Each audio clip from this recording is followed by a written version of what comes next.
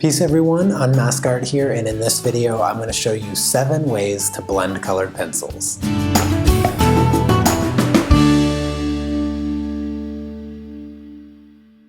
Each of the blending techniques I'm going to show you have certain characteristics that make them more ideal depending on what you are coloring.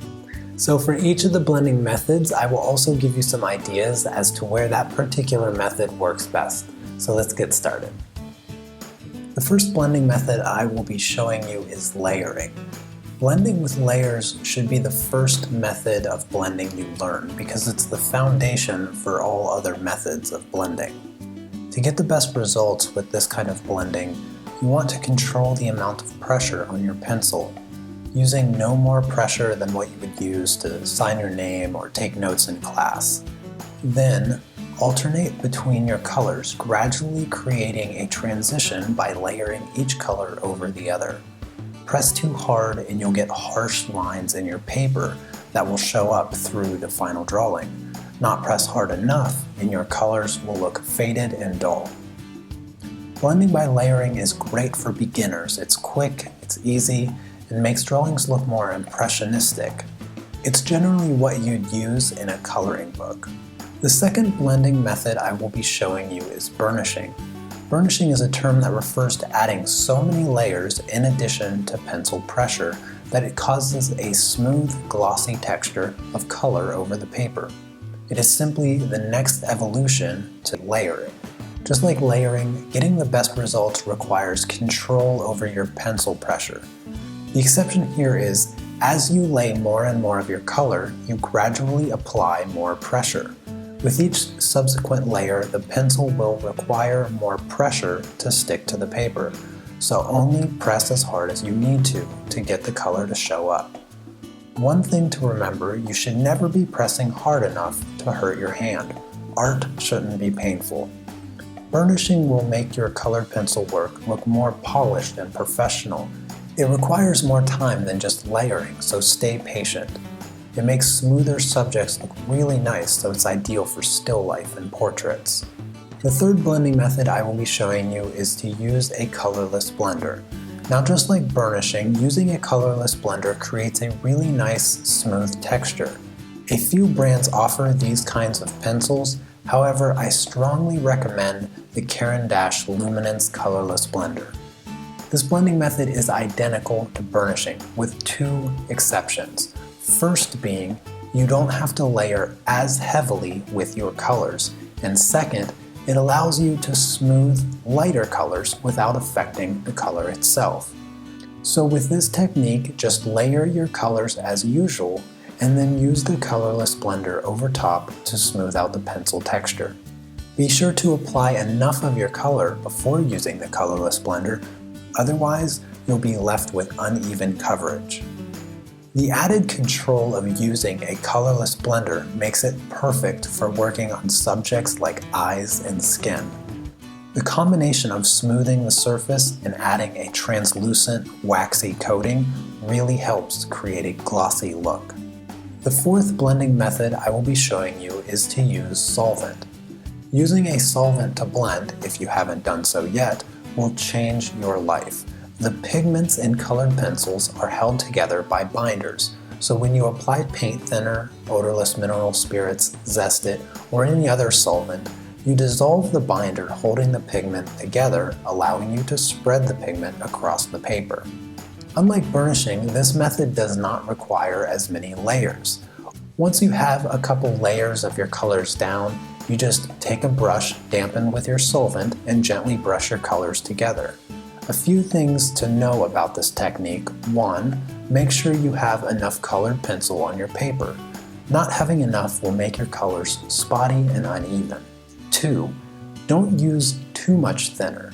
This will dull your colors and cause your edges to feather. 3. Wait for your paper to completely dry before beginning adding more layers. Otherwise, you will damage your paper and you can't fix paper.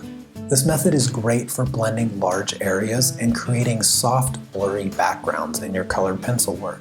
It's also a great technique to incorporate when coloring fur or hair. It creates a softening effect to otherwise harsh lines. It also works well for grassy landscapes. Okay, so far we've gone through what I consider the 4 basic blending methods, but before we move on, I just want to mention that I have an Intro to Colored Pencil course. The course takes you through each of these blending techniques and much more. And all the drawing is in real time and I explain everything in detail. So if you want to take your colored pencils to the next level or just get started, I will have a link to the course in the video description. But for now, let's get back to blending. The 5th blending method is saturation burnishing. This method of blending directly follows from standard burnishing with one specific difference. Instead of using colors to burnish, you choose a neutral color like gray or white to do the burnishing. So once you've worked your colors together the same way you've done for standard burnishing, you choose a neutral color to desaturate and smooth. You could choose white to lighten the overall blend, or you could choose a variety of grays to pull out the color while maintaining a certain value level. The shade you choose, of course, depends on the subject and color you need to create. This is simply a more advanced form of burnishing. Not every color is available in pencils, so you must learn how to control the saturation of your colors you have. This method of blending is perhaps the most crucial if you want to create realistic colored pencil work, and it is absolutely essential for coloring skin. The 6th blending method I will be showing you is called tonal burnishing. Virtually identical to saturation burnishing, the only difference with tonal burnishing is you choose a color as opposed to a neutral gray or white. After you've burnished your base colors together, you take your toning color and use it to smooth everything together. Generally, you'll be choosing a lighter color and something that resembles your base colors. However, you aren't limited to just doing that. I recommend experimenting with different color combinations to see what kind of effects you can get. This method of blending adds a unique color depth to your work. It works really well for controlling color temperature. It's ideal for landscapes and sceneries. The 7th and final blending method I will be showing you is to use brush and pencil's powder blender. This method of blending will most likely be new to many of you. It also requires a few extra supplies, in particular the brush and pencil powder blender and ACP textured fixative. Unlike the other methods, you have to work on very specific paper textures using oil-based pencils such as the Faber-castell Polychromos. For this demonstration, I am using Canson Mi Tinta Touch, which is a sanded gesso paper. The first step is to apply a small amount of powder blender. Then gently layer your pencils, and to blend, you use a sponge brush. Once you've done that, in order to continue building layers, you have to spray your work with the ACP textured fixative. Once it's dry, you repeat this process over and over until you've reached your desired level of coverage and color. The best part about this technique is it allows you to blend very large areas extremely fast. It also allows you to layer essentially infinitely on your paper. And in spite of being an aerosol spray, the ACP textured fixative is completely harmless and is safe to use inside your studio. This technique will take some time to master, and the final outcome will look more like an oil painting. This blending method creates a color depth like no other. In my opinion, no other method can make still life, landscapes, or portraits look as soft.